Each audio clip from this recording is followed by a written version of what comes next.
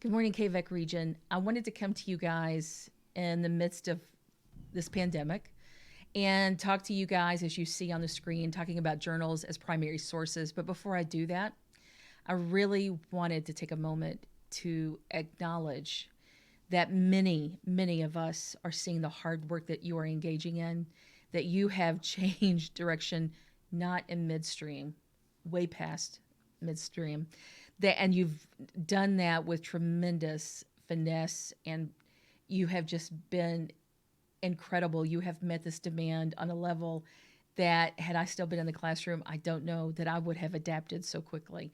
And I just really want to take a moment to say thank you.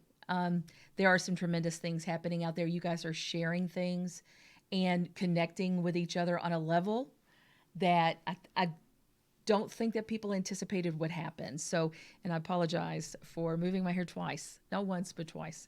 So let's go into this a little bit together. This is just a conversation that I want us to get started talking about journals as primary sources. There are a couple of articles that are going around on Twitter and on Facebook. And one of those is from a teacher that teaches middle school. I'm going to have the link to that article in just a moment. Her name is Laura, and she talks about seeing her students again after she had not seen them for a couple of weeks. And so she was standing there as people were going in to get their stuff or whatever it was, however she introduces that whole idea. And she talks about the things that the kids said to her and how that prompted her to think about how she could connect with them in journaling and how they could participate in this historical moment. So that being said, so let's really kind of start thinking about that, because I think that at this moment, we all have to realize that we are no longer just observers of history, that we are no longer just, that history doesn't happen to us, but that at this moment that we are part of history, that we are witnessing history. And not only history, because we see that every day, whether it's in the newspapers, but at this moment, we're really, I think we're witnessing a seminal moment in history. And what measures that for me is looking at it deeply and saying, how are we going to be different when this is over? And if we say, just a little different, then that's not one of those big turning points or one of those seminal moments. But when we look at this and say, well, almost every system has been disrupted and we may never do this one thing the same ever again, and that applies on multiple levels to multiple things, then we have to realize that this is a turning point in history. And I think at this moment that we are seeing that as we come out of this COVID-19 pandemic, that we are going to be very, very different people. And if that's the case, then we have to start changing how we think about how we approach things in our classroom, in our community, in government, whatever it may be. So with that in mind, let's talk about our role as social studies teachers in this to help our students record these changes, because now they are going to be the recorders of history. So thinking in terms of recording, you guys see I have a couple of visuals up here from the Penn State University website. You can actually Google this and you'll find some of these images and you'll find their website. I highly recommend that you guys do that. But when we think about it now, how can we help our students journal? And the beauty of this is because there's going to be multiple entry levels depending on their literacy ability and understanding.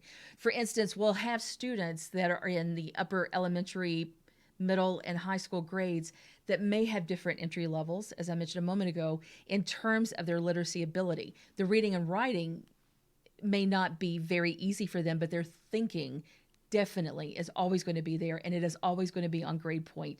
So we still have to give them that ability to express themselves just as we do every student. In other words, we've got to differentiate for every student and give them points that they can come in on and communicate their own thinking and learning. So that being said, so let's talk about this on every level, K through 12. So when we think of Flipgrid, TikTok, Seesaw, we really think, well, especially Seesaw, is going to be a K2 tool. Highly recommend that. I've had several teachers come to me and say, this is phenomenal for the lower grades. When we think in terms of Flipgrid and TikTok, we tend to think about fourth, fifth grade and up, that they are very, very comfortable with that media.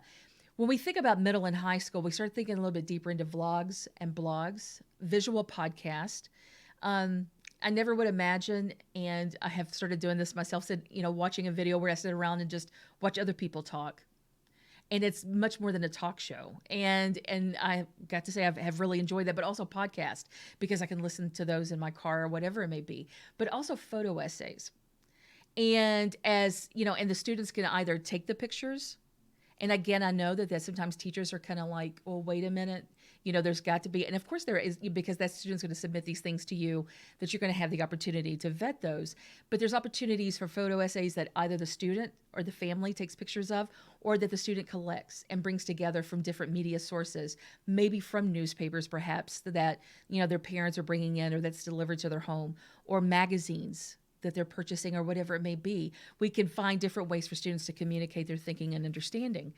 But on the next level, when we see directed student entries, we have the opportunity for free writes and responding to quotes or headlines and responding to art or pictures. And we're going to talk a little bit about that in a moment with the New York Times, because they have some direction in much of that. But I think the beauty of this, and as a historian, I like to call myself, but I'm a social studies teacher that really loves history. I think that when I look at this, what I'm excited about is the idea that literacy is no longer, or literacy level is no longer going to be an issue. So many times in history, there are voices that are completely eliminated because they did not know how to read or write. There are times in history that we have only 2 or 3 perspectives, and we know what those perspectives are, and there's so many voices that are missing. But now we have the opportunity, because we have so many different forms and different formats, that students can bring their voice in, that we have, and their families. I think that we cannot in this moment, ignore their families as well. Their families have to be part of this learning, because all of us are experiencing this historic moment. So when we think about the idea that no voice is going to be eliminated, I get really excited, because that is the very thing that we as social studies teachers, when we talk about the different disciplines, that we're always looking for all of those voices. And so this is an opportunity for us to make sure that those voices are heard, even from our region. This is so incredibly important. So as we think about that, and I hope I just hit something on the thing, so I hope everything's okay with that. You guys kind of see that I've made sure that I've made some very specific notes, because I want to make sure that you guys can come in, watch this quickly, do a little bit of research. And then what I would love to do later on next week is sponsor a Zoom meeting where we bring teachers together from different grade levels. So you'll be getting an email about this later. So please think about joining us on that, so that we can get together and just basically have a collaboration between teachers, where we come in and say, this is how I'm thinking about doing it. I am rather creating a Google Doc that teachers will be able to go into and to share their prompts, and maybe to borrow someone else's prompts. So you guys will see that I will send that drive out, and it's going to be empty initially, but my goal, my hope, is that all of us can start sharing within that. So this is the article I mentioned to you guys earlier. This is a link that will be in there. And again, this is going to be a link that's going to be attached to the comments. I really recommend that you guys go in there and look at it. I think this idea, thank God for the Benjamin Franklins. Thank God for James Madison, because he actually takes the time to not only keep a journal, but he also keeps detailed notes of the Constitutional Convention. We have very specific, and for the most part, I'm sure there has to have been some stuff left out, but intimate details of the Founding Fathers' discussions around the issues and policies they were creating regarding our nation's founding. So, we have that information, and because of him. And we think about, the Thomas Jeffersons. Okay, to give you another example, let's think about, Edison and his inventions, and most importantly, his patents. So, all of this becomes part of history. Well, now very much our students' journals are going to become part of history. So let's talk a little bit about how we can use those, and especially to connect to our content. So in this case, what you guys will notice, I have focused on K-5 initially. I think that's 6th through 12th grade, and I'll do a quick talk through on that. I think that I think those are going to be probably easiest to plug that in many respects, especially once you hear how, we're going to discuss the K-5 progression in terms of connecting to the to the content through the Kentucky Academic Standards for Social Studies, our new social studies standards. So when we look at this, so for instance, in kindergarten, because the focus is on community, okay? Because it's me and my community. So again, are they going to journal every day for kindergarten? And most importantly, keep in mind, the TikTok, the Seesaw, the Flipgrid. They could do vlogs to a degree, but the Flipgrid might be good because you can only do up to 2 minutes. So when you start thinking about how you want those kindergartners to talk, give them those prompts to say, what does your community look like now? How are people moving around your community? When you look out your front door or you look out your front window, um, what do you see? What do you notice? When your family talks together, what are those things that they are talking about? You guys know how to ask those questions to get them to those talking points or those thinking points for that grade level. I am middle and high. So, but you guys are the experts with that. So, how can you get your kids really sensitive about noticing what's happening within their community that also really includes their family? I mean, it can be as simple as you can start telling those kids to save those receipts for when they go grocery shopping. I know this sounds crazy, but when you look about when you start thinking about the supplies that we need, when we go back and we look at history, when we go back to plantations and we are looking at the history of enslaved people or whatever it may be, or how plantations operated, we very much go back to tax forms, or we go back to their extensive logs that were maintained about what was purchased and how much. Well, at this moment, those grocery receipts are going to tell you a little bit about your family. What are you eating? What are you buying to maintain yourselves? Are you buying for the long haul? Are you buying for things? Are you buying less fresh stuff because you don't want to go to the grocery store as often? There's all kinds of things that you can talk about there. When we look at first grade, there is, because it's myself, my community, and my state, those even though I know for first grade, those 5 o'clock conversations with our governor, Andy Bashir, may be difficult sometimes because he may have to talk about things that first graders may not understand, or it may make them a little, fearful. Maybe perhaps you can show some of the graphics that he shows and talk to the students about that and then ask them what they're thinking. But again, because they're looking at their community, they can start looking at things. For instance, you can start sending them small articles that talk about these businesses have now been shut down. How is that going to impact your family? And I know that this is incredibly sad, and this is why we cannot ignore the social emotional learning potential in this moment as well. We might ask these kids sometimes, how has this pandemic infected or affected, let's hope it's not infected, their family in terms of economic conditions? For instance, are their parents staying at home now with them? And again, because you are the professional with that grade level, you know how you can talk about that with them. Or you can find ways, maybe perhaps, that you could do a class-wide journal for that day. You can do what they call a word cloud, and I know you guys do that all the time. You can do a little poll with the kids and get them to submit words for that one day at the end of that week or whatever it may be. And depending on how you write that prompt, and those kids send those words, and you can create a word cloud with it that you share with them the next week, because you can see those words that appear more frequently. I think having the opportunity for them to also really look at the actions that our government is taking statewide to protect the citizens, I think is something that first graders are ready to start kind of being aware of, because it will make them good citizens in the long run. And that's one of those words that we've got to make sure, one of those tier 3 words that we've got to make sure that we're using. And he's using those words, and he's also using the hashtag Team Kentucky. So you can talk about the importance of hashtag Team Kentucky. What does that mean? I bet you've got a lot of students that are going to be very aware of that.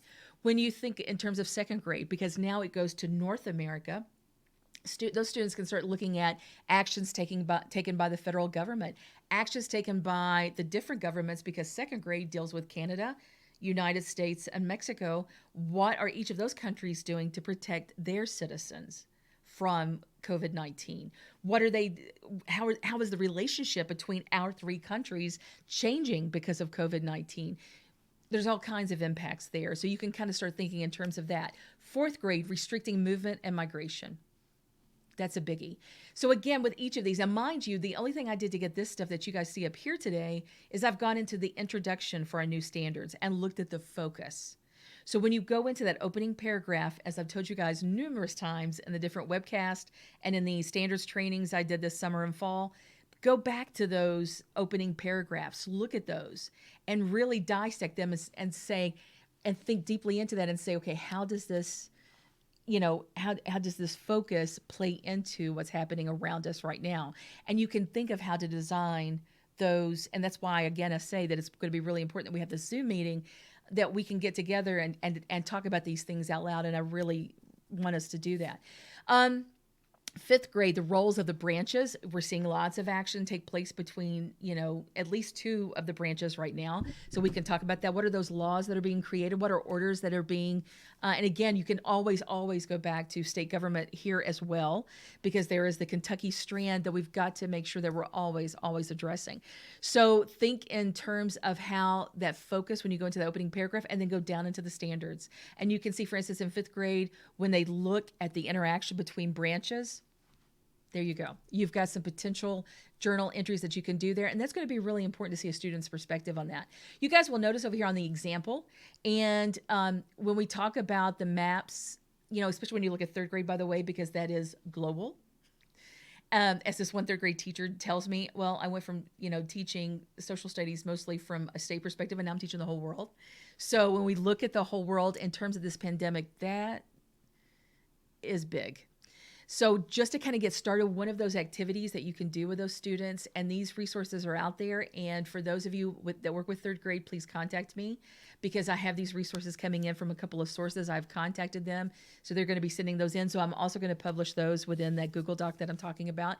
But when you think about, and then also, I believe that C3 Teachers has produced some inquiries around COVID-19. So that's going to be another link that I add to the within the comments. So when we think about it, let's try to find maps that are showing the progression and the movement of this virus worldwide. For instance, where did it start? And talking to the kids about, where it started. Where did it go next?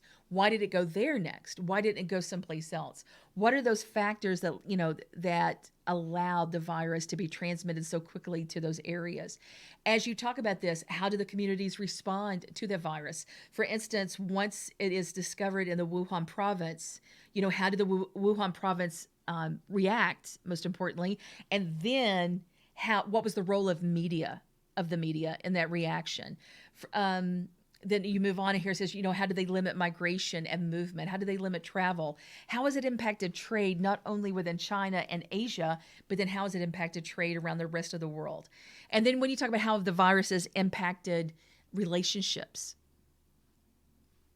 not only between countries, but in communities, how does it impact the way that we worship? How does it impact the way that we communicate now? So there's all kinds of ways to look at this, because we we're not only citizens of our state and our country, but we are global citizens. So there are resources that are out there. And again, I really recommend that you guys go look at the c3teachers.org. And there's going to be some potential, I think there are some inquiries there that you guys can look at. So I think we have to think about, especially as we look at this, I think something that's incredibly important for us to realize is that in these moments, and this is why now our standards are K-12, is that we are creating. Now, not every student will be a historian or an economist, geographer, political scientist, but there are going to be students there who are going to respond on a really heightened level to some of these prompts and some of these activities that you're going to do. Some of these sources that you're going to be looking at. You are going to be changing who they are as a student. You're going to be changing who they are as a person by exposing them to these sources. And by doing that, you may be opening them up to a world that they would have never known that existed before. And when you also do that, you're offering them the opportunity to express themselves. Because for some students, I know that I always loved history, but there were only certain years I really encountered it, at a higher level, throughout my education. And I would get so pumped when I would get in that teacher's class, and I'd be like, yeah, I'm ready to go. Well, you guys know that some of those kids, they're going to be right there with you. And again, like I said a moment ago, that's going to change who they are. So I think that's, when it comes to social studies, there's just something about that for me that just gets me, well, you can see, it gets me really excited. I mean, it's so important for us to have the Edisons and the Einsteins of the world. But you know what? We need our, as I mentioned earlier, Benjamin Franklin, we need our Lincolns and our Rousseaus, and they are developed. They start in moments like this. So let's give them that ground to, define themselves in or on, and to grow from there. So that being said, let's go on. And now let's talk about this social emotional aspect. I think one thing we could think about doing, and again, I think this needs to be very tempered. I think that we are talking about an incredibly stressful time for families. And in that respect, let's try to give our families, along with their student, the opportunity to express themselves in this. It also gives you a tremendous opportunity to connect with parents and guardians, to really kind of talk with them and let them see what you're doing and bringing them into it. I think with these new social studies standards, I think that there can be nothing that is more important than that.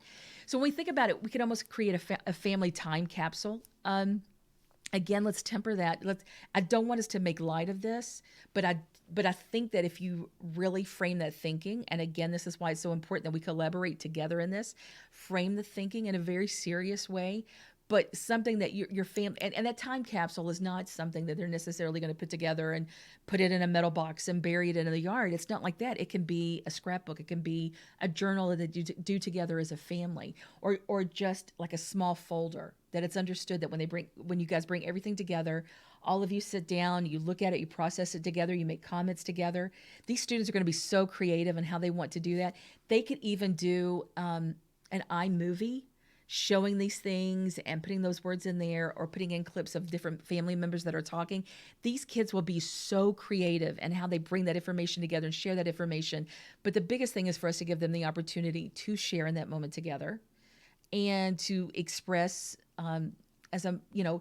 there have been some positives. We're always going to look for a silver lining. Families are spending more time together, but at the same time, there are stresses that are going to be involved with the fact that the parents are not working.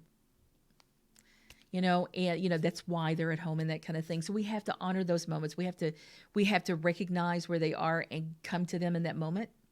But then also at the same time, as we are maintaining connection with our students and with our content, bring the parents in and give everyone that avenue, give everyone that area and that safe space to express themselves and to record this moment together as a family. So how cool would it be? And I've got this up here, let's help the student be the family historian. Who knows, maybe in this moment, because these students are learning to do this, they're going to keep doing it after. How many times have you guys sat around as a family and you said, oh man, I wish I had granddad telling the story of how he was, part of the invasion of Normandy on D-Day. Or how many times I wish grandma had sat down and told us how she makes apple butter. And we had recorded that and had saved that. Or how many times that you talked about, Uncle Joe and his great stories, but how he told stories from the 1920s and the 1930s about your community. And you heard stories even about your state or about the country that was going on. For me, my favorite stories with my grandparents was always hearing about how they grew up on farms. They grew up very, very rural. And my grandmother talks about how difficult it was for her to go to college and what a real trial it was for her family. But that story told me the story of perseverance. So I think that there are stories that we have like that in our families, and now we need to tell them because they weren't told before. So this is even an opportunity for us to tell our story as Kentuckians and as people from Eastern Kentucky, or people growing up in Appalachia. This is that time, and who knows, we may keep it forever. So how cool would that be? So on this next slide, I wanted to show you guys, this is a link to an article. As you guys see, this was a lesson of the day done by the New York Times. You could go into New York Times, register for free. As I also think mentioned earlier, that they actually have just a COVID-19 section where they sometimes give daily prompts for journal entries and that kind of thing. This whole idea of journaling this is really getting a foothold within our communities and our schools. So think about this. But this one was a really interesting lesson. And as you see, there are photos from a century of epidemics. And it starts with the flu of 1918. I think that one thing that it is remarkable for me, and I'm going to tell this story, and this, by the way, is no judgment on any textbook writers or textbook companies. I want to emphasize that. But, I sat down and started thinking about, as a U.S. history teacher, and a world history teacher for high school, I tried to think of how many times I really taught the 1918 epidemic, and I thought of a few times. The flu epidemic that happens after World War I, or toward the end of World War I, and then 1919, and makes it to the United States and that kind of thing. And there's a documentary that's done by PBS that's really good about this if you guys want to go back and look that up and watch that later. But anyway, I'm very embarrassed to say I probably never taught it enough, especially considering that many of those students I taught are now living through a pandemic. So I went back to one of the textbooks, and I'm not going to name the textbook or anything, but one of the textbooks that I used, and I pulled it out, and there was one sentence, one, in the entire book about the 1918 epidemic. And I think that I think that's one reason why what we are doing with our students now is going to be incredibly important. So, considering how it has disrupted every system, I think we need to talk about it a lot more. And I think now finally we're going to go back and we're probably going to look at other pandemics in a very different way, in a very different light. So, to finish up our discussion today, I think that I want to get back, or I want to tell the story about a teacher that I talked to that was very upset one day. She's, and we were talking later, and she said, "I've got to tell you," she said, "I was getting ready to teach 9/11." And she said, and I had the student look up and say, "Why are we talking about this? That was 20 years ago, or almost 20 years ago. Why are we talking about this? Why is that important?" And she had to stop and think about that for a moment. And she and I were talking about that. And so we as teachers, our role as social studies teachers is sometimes to help students create meaning around things. But I think in this, and I really sat down when all of this started escalating back in that second week of March, right around March 12th is when, because I'm kind of keeping my own form of a journal, my own diary, and all of this. And I think that, when we started seeing things, how things really started escalating around March 12th with the message from the governor and everything, we all immediately had emotions wrapped into that. So like I've got it up here, when we give our students the opportunity to express their thoughts, their concerns, or their wonderings, we're giving them the opportunity to create meaning around an event because their emotions are always going to play into that. And that meaning creates an understanding and an attachment, as I have on the screen there, to that event. And by that I mean, so here's the story I'm going to tell about my experience teaching during 9/11. And then maybe you'll kind of understand, because that one student who asked that teacher about that, why are we studying this? Because we now have an entire generation, and you guys know we've talked about this, who have no experience. And my daughter is one of those because she was born 3 years after 9/11. So we have students who do not have the emotional connection to it that we do as teachers. So for some of you, what you are bringing in are those things that evoke emotion. So that because like I tell people many times, once you touch a student here, it's a straight shot to their brain. It's a straight shot to their mind. So, so many times if we can enter from this point, we have the rest of the student eventually. So we bring that in. But I think one thing that we did during 9/11 or did not do enough is we did not journal. We did not connect to this on the level that we needed to emotionally and mentally. And we did not save those things. Like we depended upon newspapers, and because God knows many of us just sat there in front of that TV, just like this. And like for a while there, I had students who said, "Oh yeah, my fourth grade teacher turned the TV on and we watched it the rest of the day." And I remember watching the plane, going into the second tower, and all. And I had students who said those stories, but those stories started disappearing because they did not have, or you would have a student who said, "Well, I remember my kindergarten teacher crying that day, and I remember she turned on the TV for a little while, but then she turned it off, and this whole kind of thing." And so they had those little moments. So those were entry points, but now we do not have students any longer who really have that connection. So for me on that day, and this is why I get really angry at myself for not recording it the way I should have. I remember teaching second period, and I was teaching sociology.